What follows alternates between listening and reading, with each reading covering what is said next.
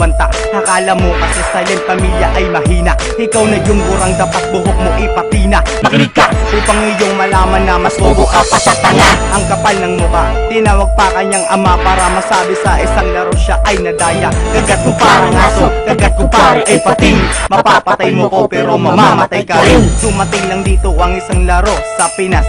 Akala mo siguro na ikaw ay malakas, hindi ka sa akin papasa. Nasa level ako ng mga makata, subukan matapakan aking pangalan, Crazy One.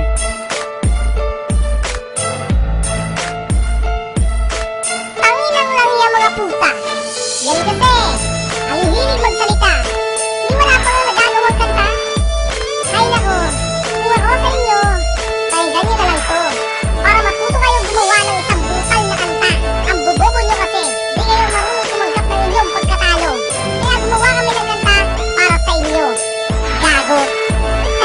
Ang mga puta, napatangan ng bigla akong makita. Sino nga ba siya? Yung tinutukoy sa kanta. Sige simulan at meron lang pala kung aaminin. Yung gago nasa Photoshop lahat kayang gawin. Pero kanyang muka, Ha? Di kayang ayusin? nakakapikon ka na. Ang sarap mong sapakin. Kung nasarapan kita, ang sarap mong suntukin. Tingnan ng ngipin, lang iyang tumernong margarin. Malaban ang mga katagang silent pamilya ng Kalabanga. Pakilala ko na muna pati nga pala pangalan. Simulan sa mga trahedyang ginawa kong kalokohan. Huwag kang mapikon, kailangan mo pa'y may tsupon. Hindi mikrofon, baklang supot na kinapon. Mali ka ng hinamon. Hiyaw di putang ina ka. TBS mga uragon, papalag ka pa ba?